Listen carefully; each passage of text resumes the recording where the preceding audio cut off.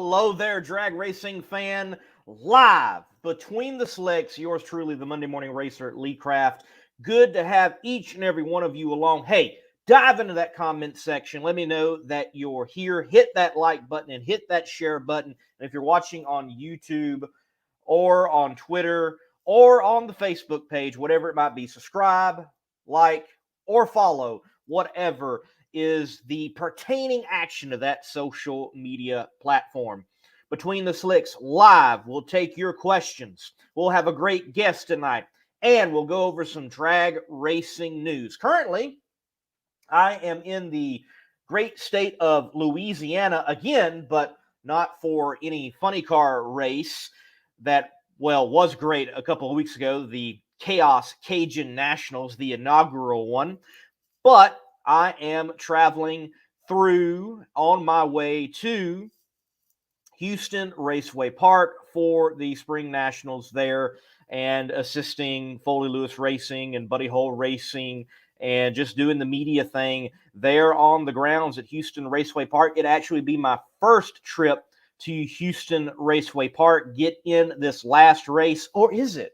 We'll talk about that in a moment in drag news. Thank to each and every one of you chiming in. Justin Y'all says, what's up, Lee? What's up? Me traveling, me trying to get to the track, and flying right in here to do the show and continue the story on drag racing, and with a little different flair, because yes, right here Between the Slicks, we want to talk to the big names when we get an opportunity to do so, but it's not just about the big names. It's also about the names that, well, you might not have never heard about, like tonight. Great guest, I think, lined up, Matt Stambaugh.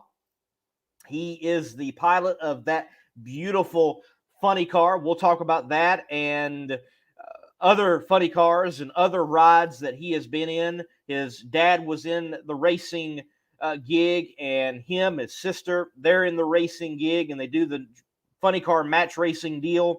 I bumped into them about 2 years ago, maybe even 3 now, very early on in the Monday Morning Racer platform. Matter of fact, I had just started the Strutmasters deal at the time.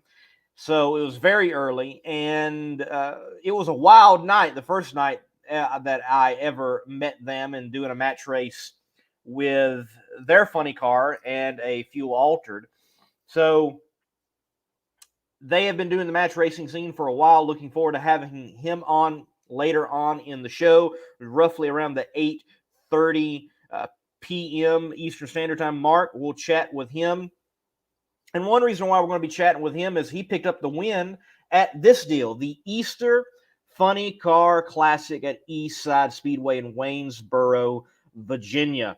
He picked up the win. 6 funny cars were in competition, Chicago-style type of deal and match race type of deal, but he did pick up the win. And he picked up the win, mind you, over some heavy hitters, I would say, in the pits. Behind the Bunny Burkett car, we're talking about people helping out like, well, you're going to know these names. Trip Tatum, Mr. Aaron over there with Mike Salinas, the co-crew chief, the car chief, if you will, there with Rob Flynn. And Bear Pritchett, if I remember correctly, was driving, and Gary might have even been there for all I know. I can't remember exactly, but you had some big NHRA names, characters there in the pits at East Side Speedway for that drag race, and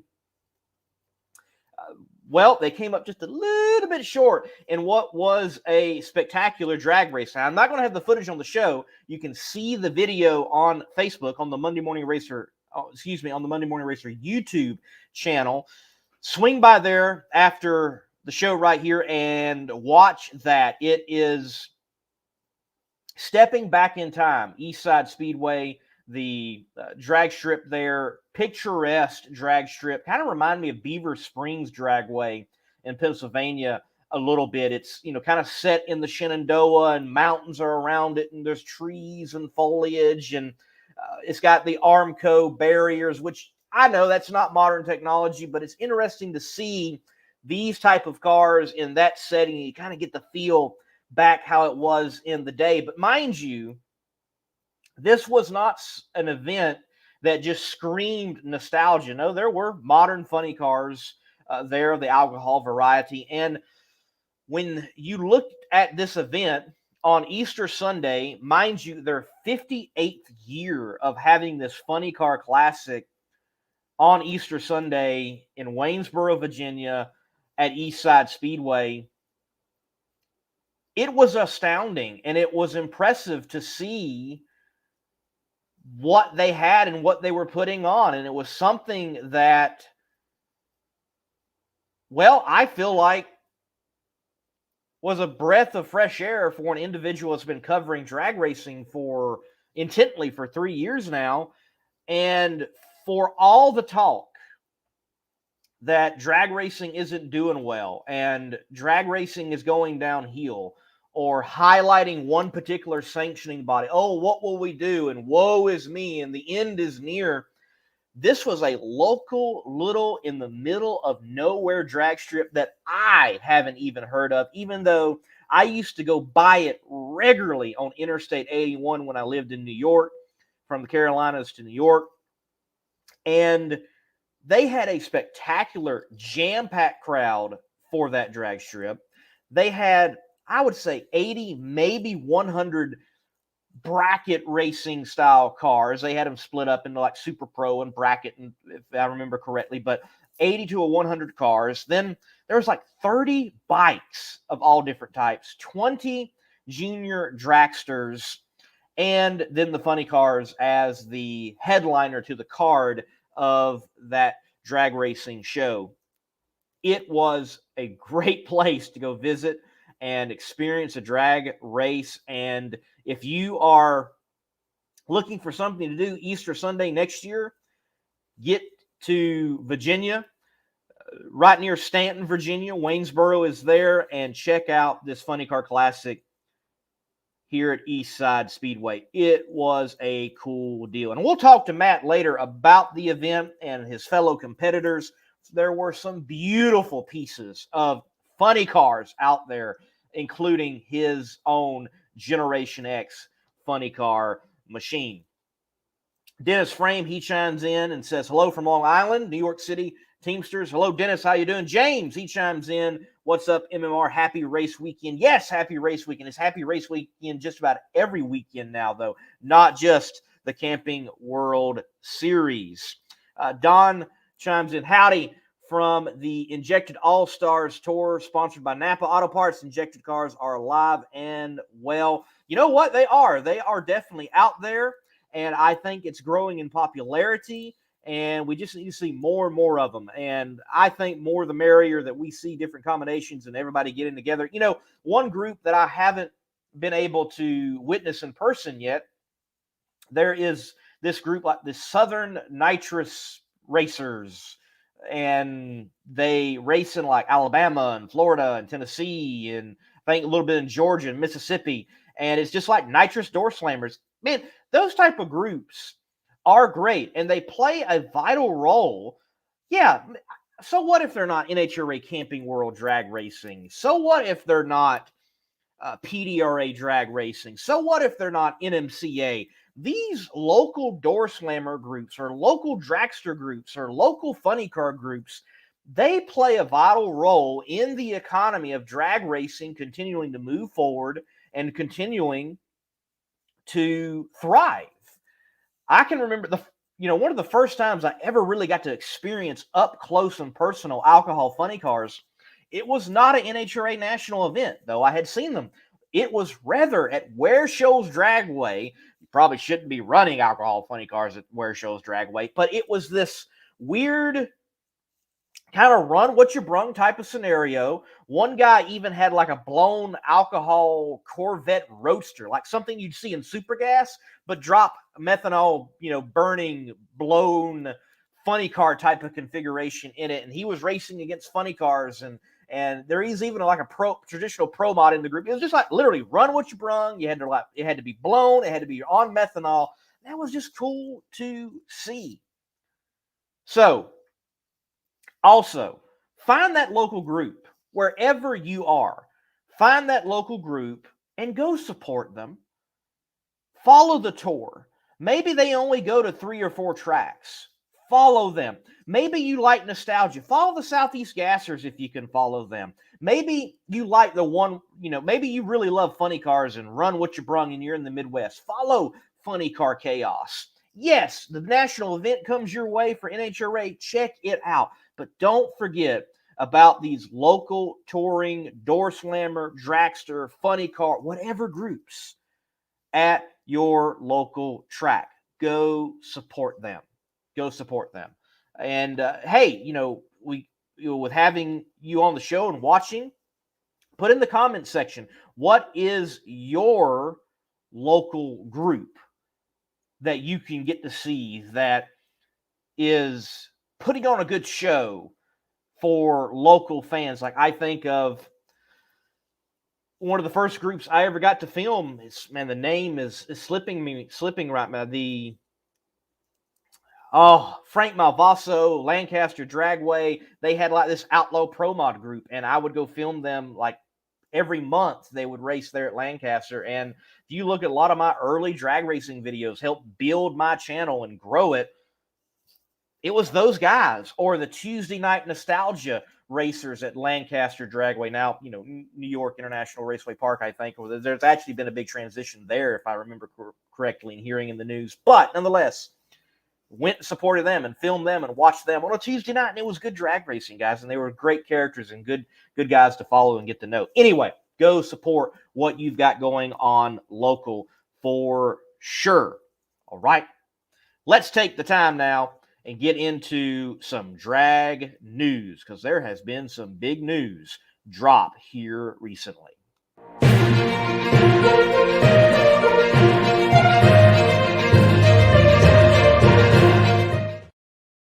And reporting live from the Quality Inn. So, in the news of the drag racing world, I want to start out with, I think, one of the coolest things that has happened in a long time. Our girl, Miss Erica Enders, she got to throw out the first pitch. I believe it was last night at the Houston Angels game there in Houston. I don't know how she did. I haven't been able to see a video of it. Maybe you can clue me in on how she did. But I think this is so cool that she got to throw out the first pitch. And one reason why I think it's so cool is, look, personally for her, like, who wouldn't want to be able to do that? That's pretty cool, to throw out the first pitch at a Major League Baseball game.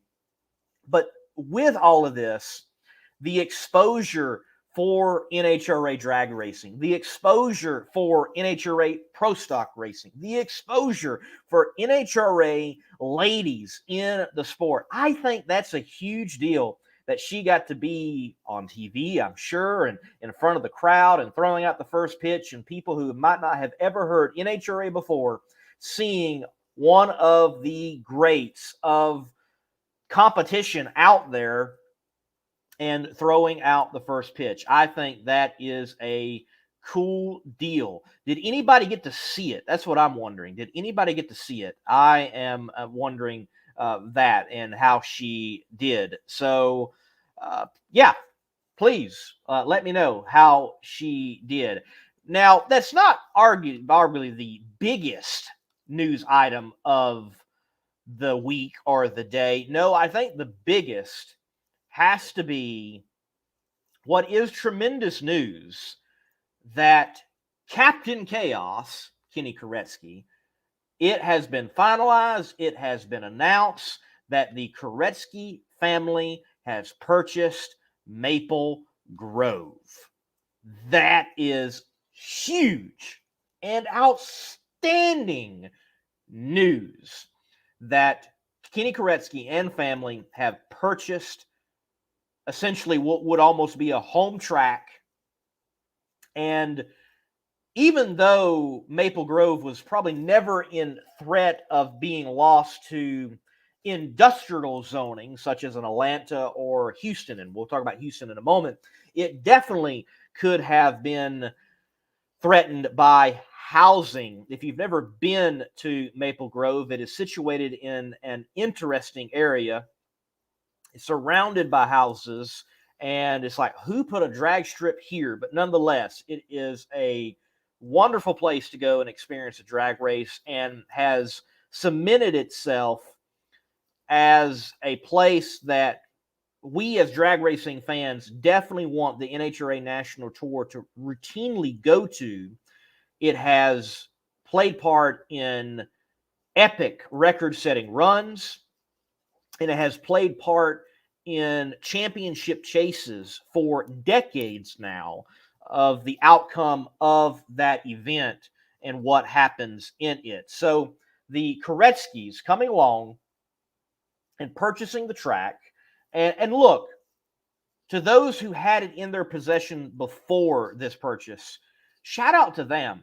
They announced they were going to hold fast to find that right person, that right buyer that was going to keep it a racing facility. I appreciate that. That doesn't always work out. That doesn't always happen, but it did in this case, and that is good news that we can all still enjoy the Grove and everything about that region in an NHRA national meet coming to it. So, with that being said, there has been a ton of negative news with tracks lately.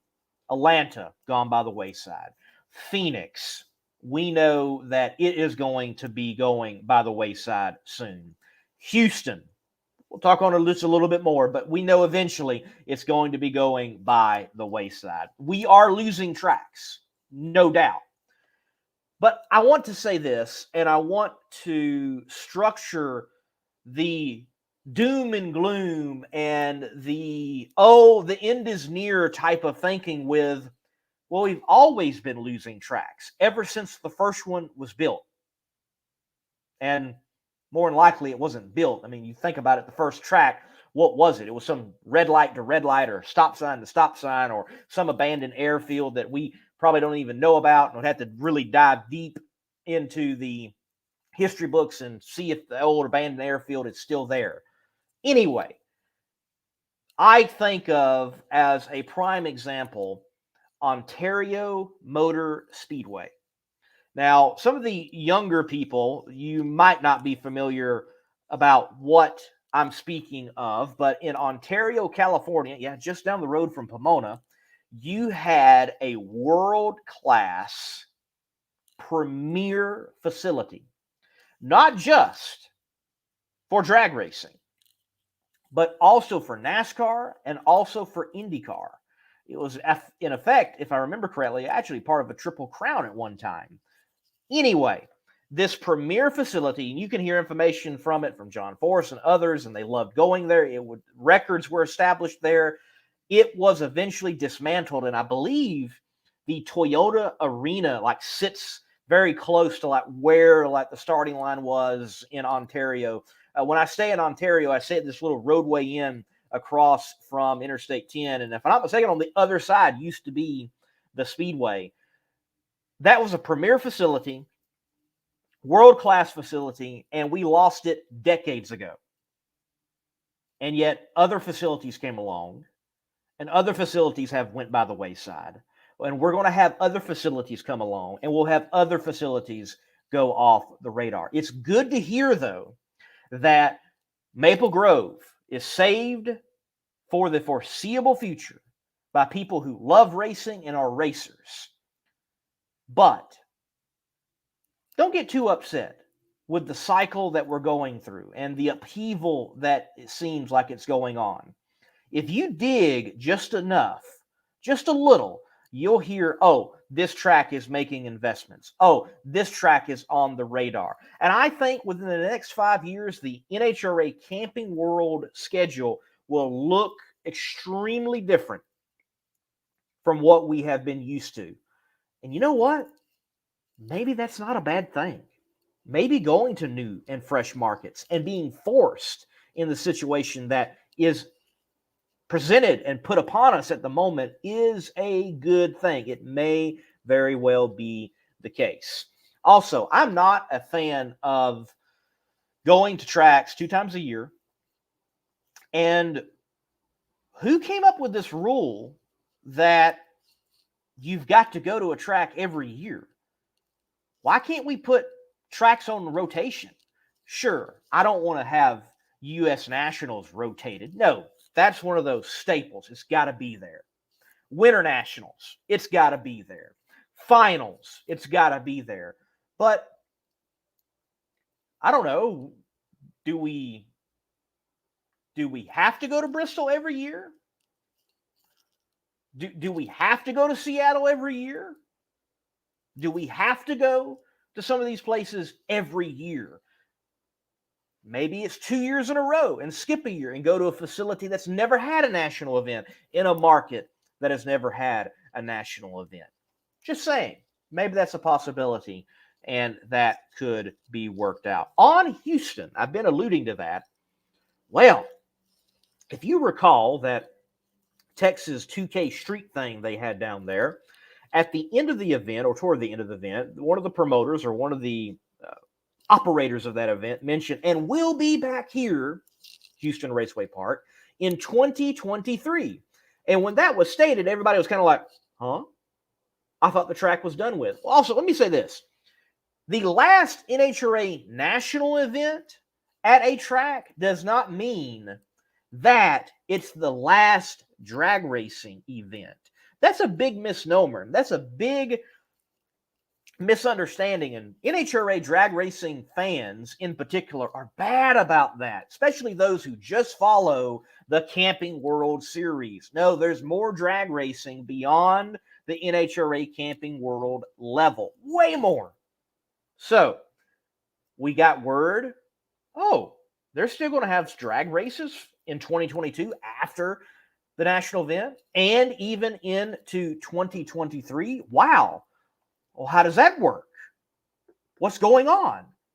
And now there's even rumors that those who are purchasing the track from the Angel family, they're not quite ready to just dismantle everything and develop it to what they need. It's a little bit further down the road. So there may very well be opportunity for the Angel family or another entity to lease the track from those who have purchased it and still have drag racing operational. So maybe, in fact, this is not the last NHRA national event. I don't know what the percentage is. I don't know if it's 50-50 or whatever other increments it could be and what way it's leaning. There is a glimmer of hope. And if I can say something about hope, if I can say something about resurgence, revival, and people saying, never, it's done, it's dead, write it off. Many of you are drag racing fans, but I also count many of you being here on the Monday Morning Racer platform are motorsport fans. Just look at what has happened at North Wilkesboro Speedway and what is going to occur for them. They're going to have races again on that asphalt. They're going to tear up that asphalt, then do a dirt race on it, and then repave it. And no telling after that what we're going to see out of North Wilkesboro Speedway. That place was wrote off. That place was done for, except for a small band of people who kept out hope. And then they got a few mentions from like a Dale Jr., and they got a few mentions from iRacing. They got a few mentions and negotiations with this person and that person, and some investment from their state, the state of North Carolina.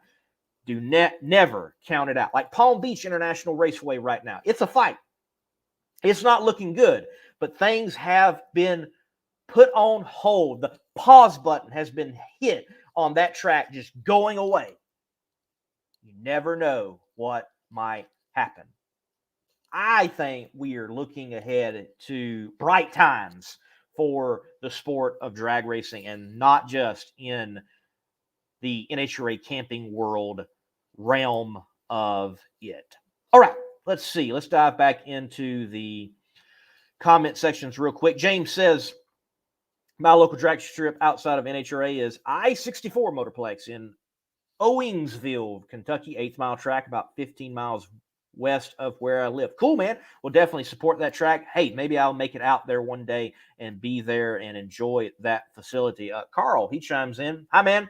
On a coffee break. Sounds interesting. I'll watch later. Willowbank is local, but good regional tracks here too. Beneby, Palmyra, and Warwick. And I think we're somewhere across a big body of water, I think, with Carl chiming in. Good to have you watching along, Carl, and watch again when you can.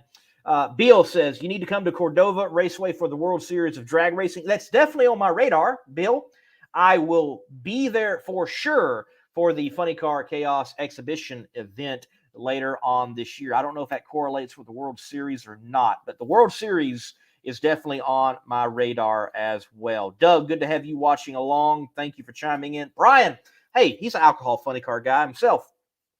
We had him on the show as well. There's an episode of Between the Slicks with Brian Golick. He says, Atco, new starting line, Cecil County, new track surface last year are good examples. Yes, there's a lot of improvements going on throughout the country, making tracks better than what they ever were, even though we might have lost some. And yes, there are some being built. Hey, there's that one in West Virginia that's just sitting dormant.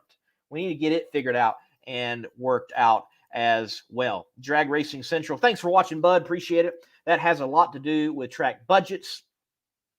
Use the national events to fund their season.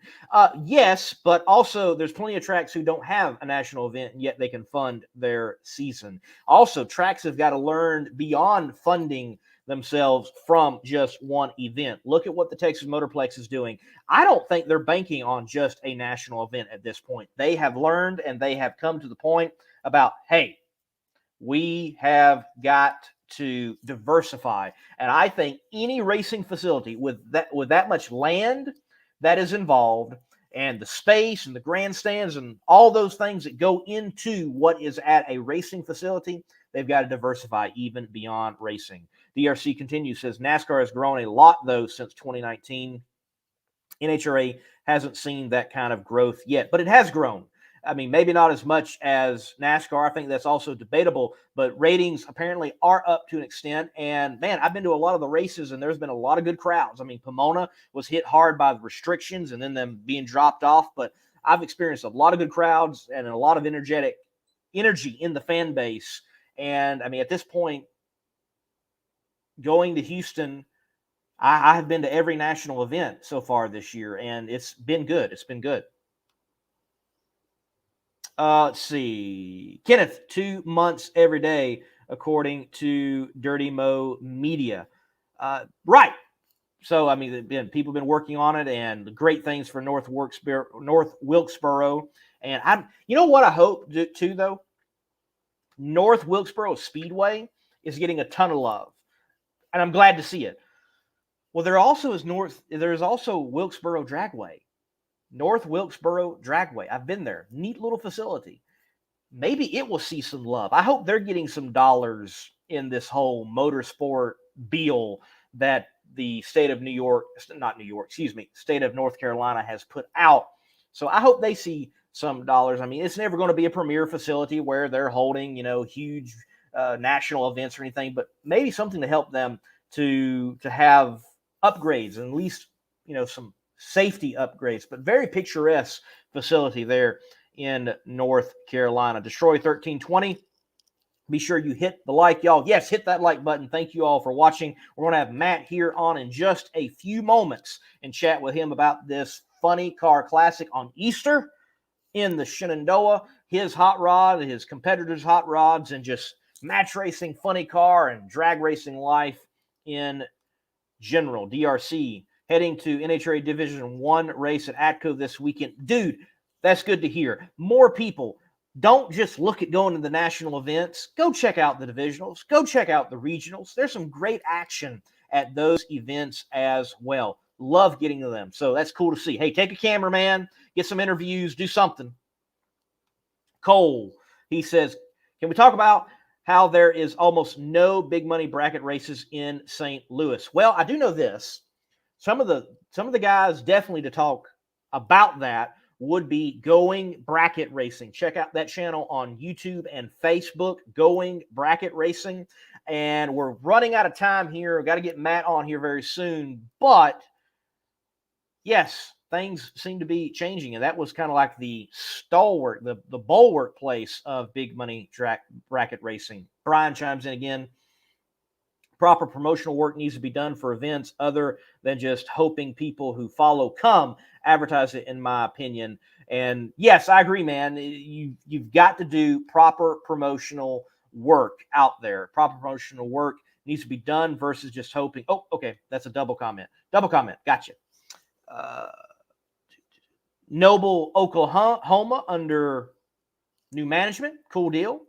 And always good to hear that. And it looks like Pine Valley Raceway, the grand reopening for that track with Funny Car Chaos there, not this weekend, but next weekend, under new ownership, breathing some new life in it, move forward. That is a good thing. All right. Last few things I want to mention in drag racing news is, well, again, there's more racing going on than just the NHRA this weekend, and feel free to put in the comment section what is happening near you, just like Drag Racing Central mentioned ATCO Dragway. This weekend, the NMCA, they are going to be at Rockingham Dragway, a great door-centric sanctioning body. If you are in the Carolinas, that's the place to go. April 22nd through 24th, they're at the Rock in Rockingham, North Carolina. And also the Midwest Drag Racing group, they are going to be at Memphis. Memphis, apparently for the last time. Memphis is also going by the wayside. They will be there. Funny cars are in action. The fuel bikes, I think it's the metric ones, not just the fuel Harleys. They are going to be in action, and definitely some great pro mod action as well there at Memphis. So check that out as well. So a lot is out there for you as a drag racing fan or a drag racing competitor to be a part of. Well, we're going to take a break, and right after this break, we're going to have our guest on, Matt Stambaugh, and chat with him on, well, all things funny car and the drag racing life. Look, I want to say thank you to Destroyer 1320.com, bringing Between the Slicks to you. If you have a modern muscle car, you definitely don't want it stolen, and they are producing products for you, in particular, those Mopar products. This word on Destroyer 1320 and the theft deterrent system. If you own a beautiful modern muscle car like this 1320 Challenger, I'm sure you don't want it stolen. Because the Challenger and many other modern vehicles have an easily accessible neutral release strap.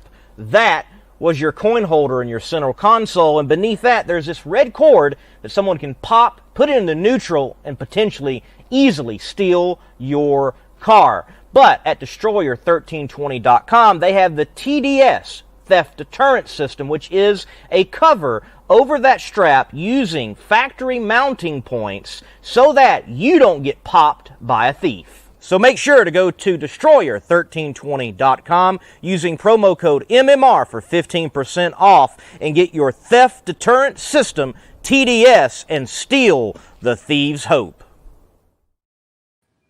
Matt Stambaugh, welcome to Between the Slicks, man. Thank you, Mr. Lee. Appreciate it. Well, Matt, look, first, clue everybody in. Where is home base for you? And wow, man, look at that beautiful McEwen picture you got behind you. Yeah, we like that. Last drag race. Fredericksburg, Virginia is where we're based out of. We're at the speed shop here. We got a little speed shop here in Virginia, and we build quite a few engines and sell some parts and go racing on the weekends. So the speed shop, talk to me about that. I was unaware until earlier tonight, actually. How can people find the speed shop and get some work done? We're in Fredericksburg. You can just come on by here at 4422 Lafayette Boulevard in Fredericksburg, Virginia. We're right off 95. Just walk on in. We got a retail spot, and we can deal with what we got to do and talk about your motor builds or any other parts you might need.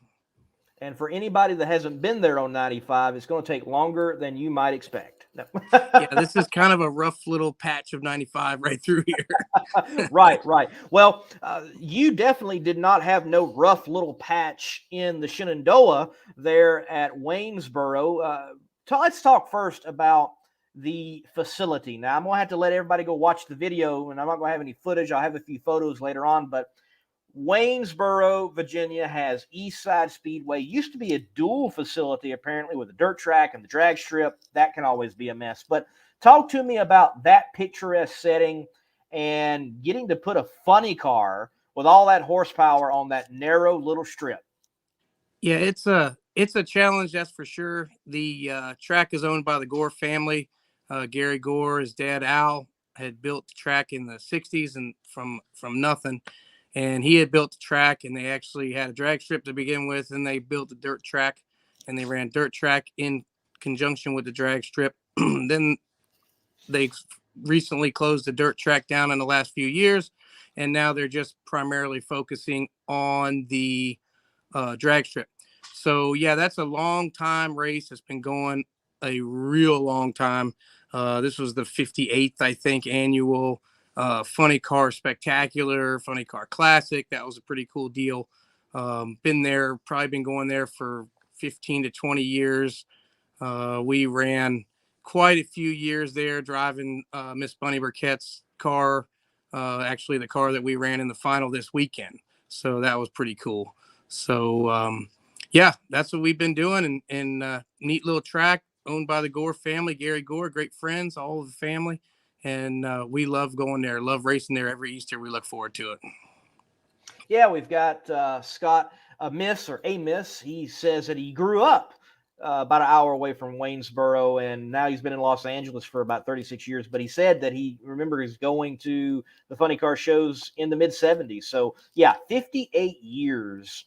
I think it is wonderful to hear about, and in my case, kind of stumble on, because I saw Bill Nave's post and I saw you and Robin at the Funny Car Classic there in Ennis with Funny Car Chaos, and this buzz about, hey, this Easter thing. I'm like, one, Easter in the South, how did they pull that off? And two, funny cars for 58 years. I mean, that's like as long as funny cars have been around Yeah, almost. before Funny Cars, they had Pro Spectacular Stockers thing. there.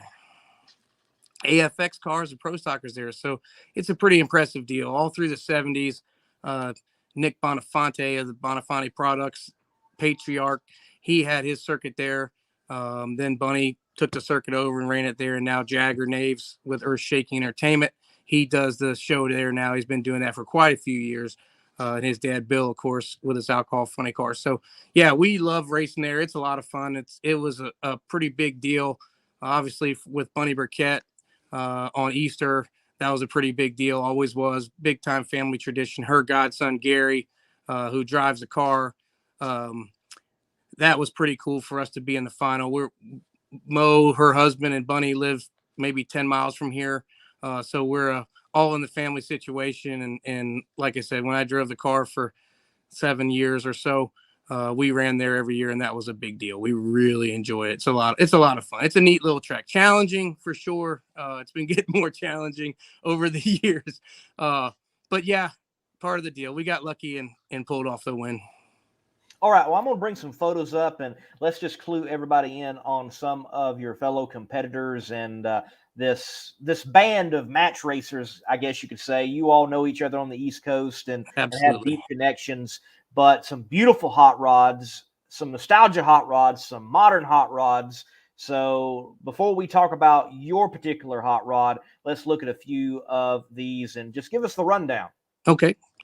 That's the Time Bomb of Steve Musser with Bobby Toth driving. Used to belong to a great friend, Rocky Roxalow. We lost him a couple of years ago to cancer. So they're carrying on the tradition, and really good friends. Bobby Toth, probably a lifelong friend. Great car, hard runner. We love racing with those guys. There's Bill Naves in his modern alcohol funny car. He runs a lot of the NHRA alcohol funny car shows, does a bunch of chaos stuff. As you know, you've probably seen him for the last couple of years, running quite a few chaos races. And Bill and Jagger, obviously another one, lifelong friends, known them my whole life, really. We've been racing together for 30 years.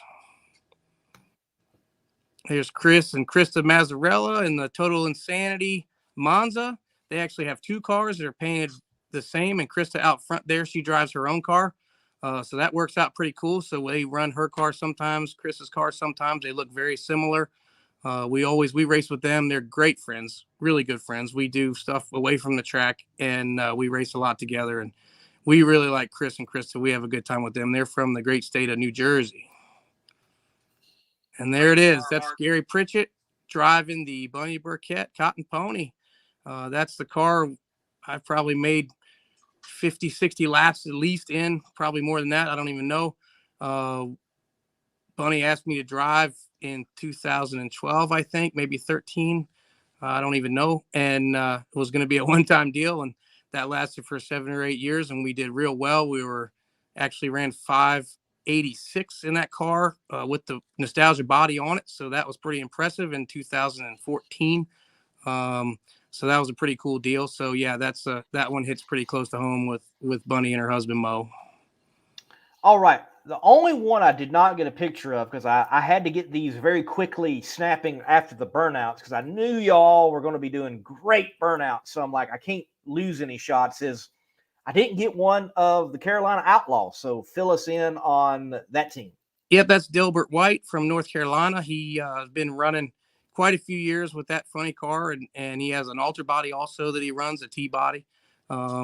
And he has been doing quite a bit, and he runs that Easter race every year like clockwork. So Dilbert's a good guy. He been racing with him for a long time. He kind of came into my lane a little bit there right behind me on the first pass, but that's okay. That's what these little match races are all about. That's what people pay to see.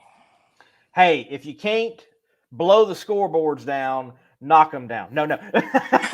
Yeah, if you can't be good, be spectacular. That's the old right. saying in That's drag right. racing. That's for sure. Have it crossed up on one tire or whatever, Well, that's right. You got to do what you got to do. Some pretty cool pictures came out of that, and it looked like right out of 1978 with cars up on two wheels and sideways and wheels cut and crossing lanes. And that's what it's all about. The match race funny car deal, generally, for the most part, was never about low ETs. It was more about putting on the show. So we all do big burnouts and dry hops, and we like side by side backing up and stuff like that. And we really get excited about that match race and funny car stuff. We do quite a bit of it here all through the East and the Midwest.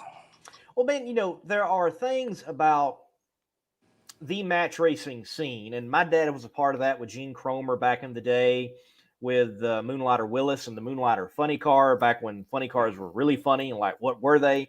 Mm-hmm. But you realized you were putting on a show, and you had to do particular things to get paid, and getting paid is what was important, and making sure fans and promoters were happy. But it's not that hard to say, you know what? Two cars side by side smoking everything out looks a lot better than just one. It's not that hard. Yeah, and that's what the fans want to see. It's amazing. Yes. Everybody gets more excited about stuff happening. That's why 10.5 cars, a small tire, drag radial, and back of the track stuff is so exciting, because you never know what's going to happen. And that's how these cars are. When we go to these tracks like an East Side Speedway, that's kind of a small track, and they don't get funny cars there but once a year. These people want to see what they have no idea what's going to happen. And neither do we. We go up there and bring the R's up and step off the clutch, and we have no idea what's going to happen. So we just try to fight it down through there and do the best we can. And it usually works out pretty good.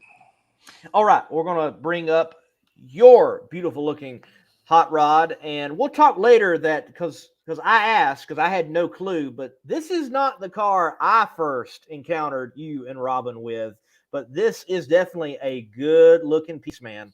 Yeah, we had an issue at Virginia Motorsports Park in October of 2020. We're at a match race with Chris Mazzarella with the Total Insanity. We had a real bad tire shake right at the head of the line, because Tyler Crossnow and the Franklin family up there at VMP, they really keep that track tight. And to be quite honest, I'm not sure we had enough power that day. So we shook tires hard that day. And I pedaled, because of the match race, to get down through there, and recovered, and was cruising on down through the traps, and at about 191 miles an hour, right at the lights, we broke the crankshaft right at the first journal. When it broke that crankshaft, immediately got oil on the tires. As soon as I grabbed a hold of brake and started to try to slow the car down, get the chutes out, got a little sideways, got up against both walls, and pretty much did in the old Corvette that we did and ran for a few years prior to that. And yeah, it's kind of pretty much did it in. So we, over the winter, that was in October of 2020, we knew we had to go to Easter in 2021.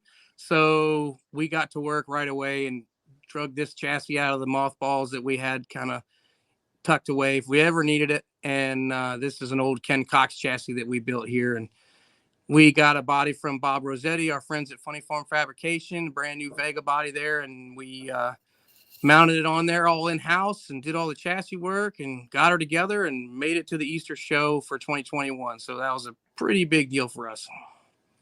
All right, I'm going to bring the photo back up. Let's dive into some family history. Talk to me about Rick, Surf, Stambaugh, and Generation X and this whole theme. What is going on? That was my dad. He ran, started with Top Fuel Dragster, actually started driving other people's cars. He drove gassers in the late 60s and out of Alexandria, Virginia, about 50 miles north of here. Drove gassers and helped with a local guy that was building gassers and learned a lot from him. And then they built a fuel altered for my dad to drive, and they ran that on very limited. The guy that owned it was kind of much more of a builder than a racer, but my dad was the driver and the tuner. So they ran that a few times, ended up doing a funny car, like a Torque Flight Iron 392 kind of funny car in the early days, 68 Firebird. Ran that a little bit, and then dad was bitten with the race bug. So he went out and found himself a front engine top fuel dragster. He bought it from Wes Cerny out on the West Coast and drove from Virginia to California, met Wes Cerny and bought his Don Long front engine dragster in about 1970. That's kind of how things got going with the blower stuff. And then dad ran the dragster as a top fuel car. Couldn't really make it happen with the fuel, so he switched it to alcohol. By that time, front engine cars were getting pretty phased out. So he decided in the early 70s, funny cars were starting to get match races and get paid. So it was time for him to find a funny car. So that's when he got his first funny car and built that funny car and got it out. He took him 5 or so years to build it. He put the Iron 392 out of his dragster in the funny car, ran it on nitro on a very limited basis, pretty low buck situation, and ran points meets, ran wherever match races, Capitol Raceway, Quasco, wherever they would have them. We did a lot of match racing in the Midwest. We ran Edgewater Motorsports Park and Dragway 42 and ran it wherever he could. At the time, WCS points meets were booking in funny cars against the purse, nitro funny cars, and that worked out real well because you had to guarantee money on top of what you might win. So that's what he did up until, I guess, about 79 or so. And then he parked a car and concentrated on his business, building engines. That's where this all came from with me building engines. And then raising 2 kids, me and my sister, Robin. So, Matt, where does this surf thing come in? I mean, we're talking about like I mean, from everything I hear, an East Coast guy, and Yeah. it's not known for surfing. No. And so how where does it come in, man? It's a really funny story. When he was 16, 17 years old, going over to the gasser, Carl Hege was his name. We called him Moose.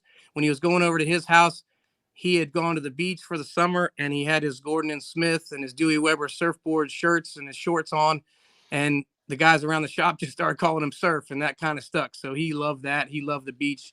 Dad was a real aficionado of the beach. He loved going to the beach and loved being on the water. So it just stuck, and he used it, and it's worked out pretty good. So we had a surfer on every car, and since day one, and we keep that going with old Chuck Buckler, does all our paint jobs and makes us look good. Yes, beautiful race cars for sure. I mean, the Corvette was beautiful. I almost though, man, seeing what you had there Sunday for the first time, I'm like, wow, man, it's just as nice if not even a little bit nicer, man. I mean, it is a stout looking piece. And I imagine y'all still have a few bells and whistles you want to get done with it since No working question. over. Yeah, no question. She's we're gonna run it one more year with the bare chassis. Then I think we're gonna strip her down and start sending stuff to chrome and anodize and powder coat. And we had just done that the year before on the vet. We ran the vet for 2 years, kind of bare, and then added our tabs and welding and checking everything over because our chassis are not new; they're older chassis that we've kind of checked over and updated. Um, so we did that with the vet, and over that winter of 2019 into 2020, we powder coated the chassis, sent everything out for chrome, and the car was really what we consider kind of up to our expectations as far as having a show worthy race car. We that's a big deal for us. We like to play with the West Coast boys as far as having chrome and polish and everything nice. That's important for us. So the first time I encountered you and your sister Robin, it was at Union, I believe it's Union County Dragway. I think this is the actual title. Yes, sir. And it was Steel in Motion and match racing with Rat Poison, the Altered, and it was a Corvette at the time. Your sister was driving. So Yes. she does drive. I've got to ask, like, how do y'all determine who drives? Is it straws, rock, paper, scissors? I mean, what do you do? Flip a coin? I'm not sure that we even have a system.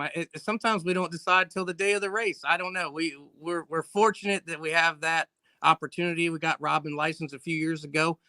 We had an altar we put together with a blower on it and got her going, and she does real good. She had driven years ago some dragsters and some bracket cars that we had, and we decided we wanted to go racing again after we lost our dad in 2011 unexpectedly. We had stopped for a while, and then I was driving Bunny's car.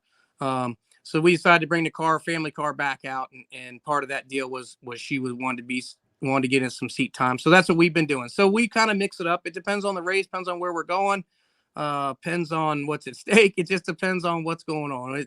I don't even know that I have a good answer for that. It's pretty much however things are flowing at the moment.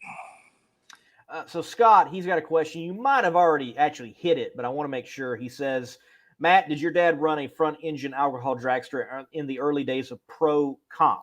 Yes, he did. He ran his Don Long car with the Iron 392 on alcohol in pro comp as a AA was the designation back then.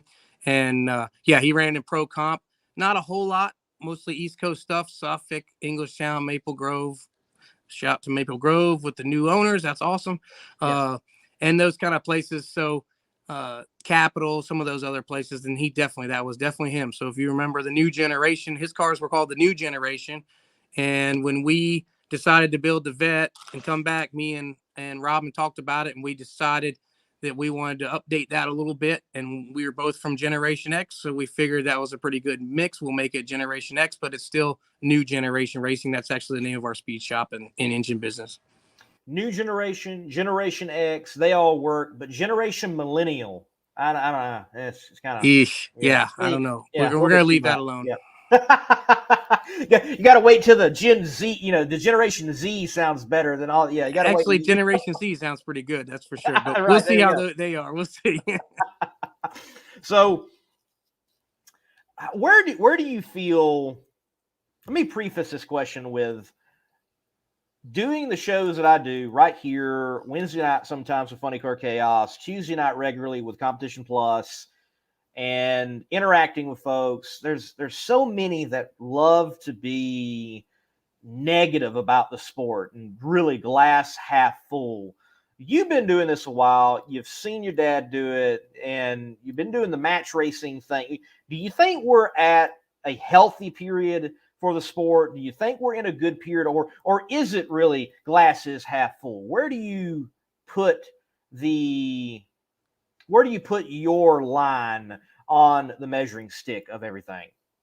Well, I can say since we've been back out match racing, we've had anywhere from 10 to 20 races, booked in races or events a year. And that says a lot to the volumes of how healthy the tracks are and that they're willing to pay performers and pay people to come in and put on a show so they can get fans in the stands. And what we have seen in recent years, probably since the the pandemic here. We've seen that fans want to come out, they want to spend their $20 and they want to come watch a show, whether that be jet cars, funny cars, fuel altereds.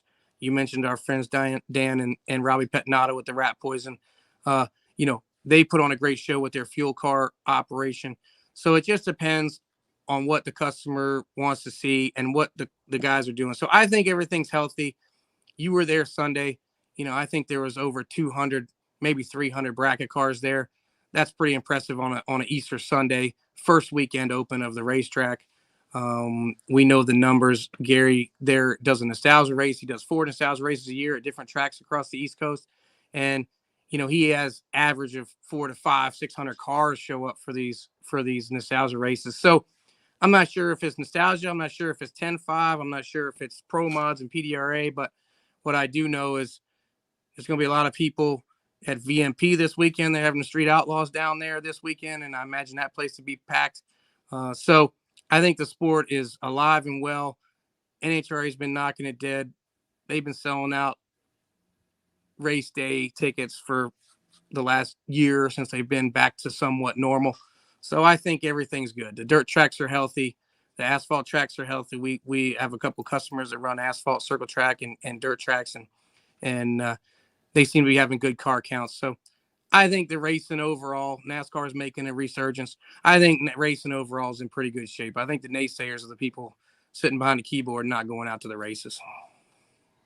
I often feel the same way and wonder, like, when was the last time you went to a track? Or they're the type that they only go to a big event and they never actually show up to their local track. I feel that is something that is oftentimes happening as well, because I am regularly I am not disappointed when I take time to go to my home track of Anderson Motor Speedway, or you mentioned dirt. I went to film Lancaster Motor Speedway, half-mile dirt track there in Lancaster, South Carolina, and their opening weekend with the Carolina Clash late model series, it was packed, dude. Yep.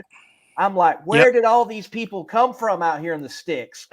Yeah, we didn't drag race for a few years, and we actually went wing sprint car racing on the dirt, and we had a 2-car team, and we did real well. Won a lot of races, won a championship, so we did real well with that, and so we got to see all the dirt track stuff, and we traveled around much like the funny car, and we traveled some all-star circuits and some all-star series of champions, and even a little bit of World of Outlaws stuff.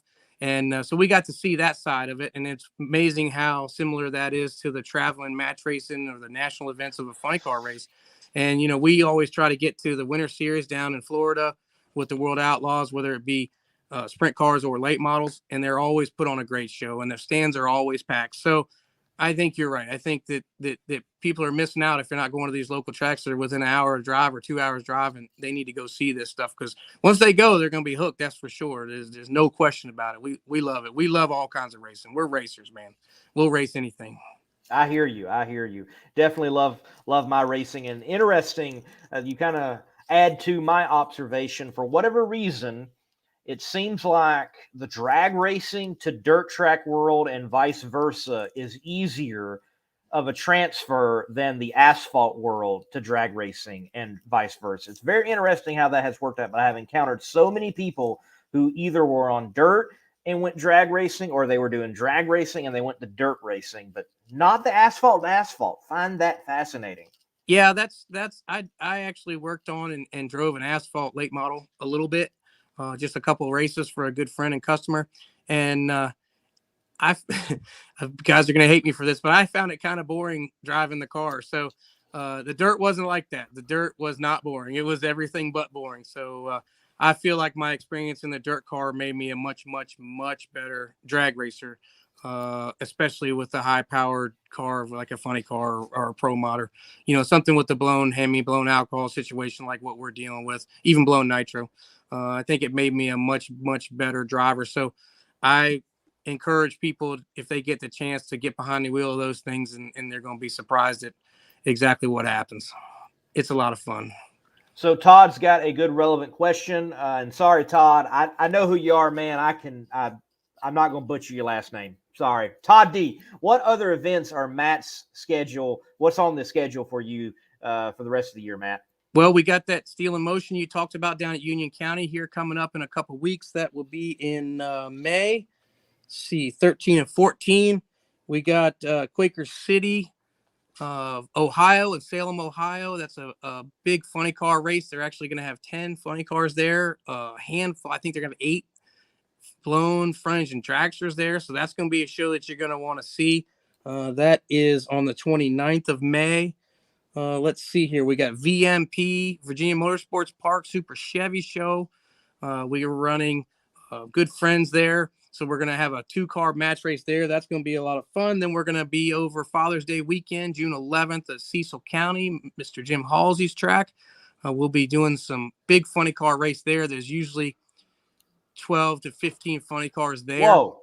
Halsey lets funny cars come in? Yeah, I'm not so sure that he's happy about it, but sometimes he smiles when I see him. I don't know. I'm anxious to run on the new track. We were the last event last year to run on the old track, so I don't know what that says about us, but literally the day after we left last year, Father's Day weekend, he tore the track up. So we'll see how that goes. Old Jim, we'll see how that goes. Well, cool, man. Any other ones? Yes, we got quite a few. We're going to be Funny Car Nationals, Great Lakes, Dennis Salswarmer's group, the Great Lakes Funny Car Nationals at Pittsburgh Raceway Park, New Alexandria, Pennsylvania. That is the weekend of July 9th. Back to Quaker City on the July 23rd for the Night of Fire with some jet cars. That was a huge show last year. They packed the place. We really enjoy racing with a bunch of cars. Then 2 weeks later, we'll be back at Virginia Motorsports Park on July 30th for their Night of Fire. So they're going to have a concert, some live concerts. They're going to have jet cars, wheel standers, all kinds of stuff. Then we're coming into August. We're doing an island dragway in New Jersey. Chris Mazzarella puts that show together with the Milanos up in Island, New Jersey. They're going to have a funny car throwdown up there. There's usually 20 funny cars there, so that's always a good show and challenging racetrack, but nothing wrong with that. So it's a good show.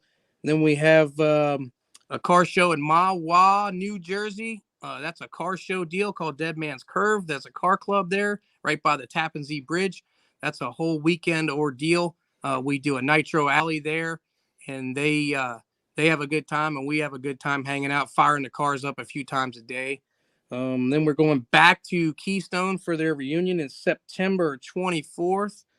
And then October 1st for the Supercharger Showdown at Budds Creek, Maryland International Raceway, which is also Bunny Burkett tribute race. So we like to race there. We ran there last year for Bunny, and that was a pretty good deal. So Royce Miller and Jason are having us back October 1st. So we're looking forward to that at their Supercharger Showdown. So that's about it, but we stay pretty busy. Definitely a full slate, and that is certainly good to hear. Well, Matt, look, thank you for being on the show, and end with just letting folks know how they can follow you and your sister Robin and stay up to date on Generation X. Well, we usually do some updates on the Facebook for the most part. We're trying to get into a little bit of Instagram, but we're kind of behind the times. We're old school on some of that stuff, so Facebook's probably the best way to keep track of what we got going on and watching me or my sister's page. And we usually put up some promotion on what's happening and where to come see us. And you guys need to come out and see some funny car racing. That's what we like to do. Funny car match racing. That's what it's all about. For sure. Well, Matt, look, thank you for your time. Congratulations on the win, and hope you have a good rest of the year, and may the matches all fare well. Well, that's what we go for. That's for sure. And we're looking forward to it. It's a good way to start off the year. So that's a good thing. Last year, we won at Steel in Motion with the brand new car. So we were pretty happy with that. So this year started off too. So hopefully we'll have some more wins in the winners column. So we're excited about it. For sure, man. Thank you. Lee, thank you, buddy. All right, folks, we're going to shut the show down here in just a few moments after this upcoming break. Hang with us right here on Between the Slicks. Power-Built Tools exemplifies innovation in the tool industry. From hand tools, power tools, and even tool storage. Check out powerbuilt.com for power-built tools And remember, use promo code MMR15 for 15% off at purchase.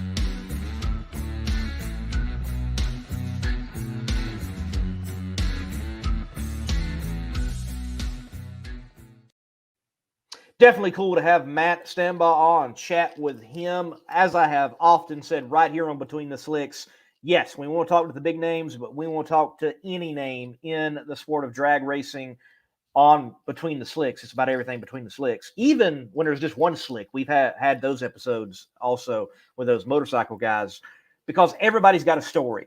And I think those stories are worth telling. And we want to be able to get them told right here on Between the Slicks. Bad Tree Productions, last comment of the night, we'll post up here, says AHRA has some cool old tracks coming back. Again, I think we are in a fascinating time for motorsports, period, and also for drag racing, that there's a resurgence happening, I feel, and there is an interest in this sport, maybe not unlike since the first time of its inception, and it's growing and it's coming together, possibly.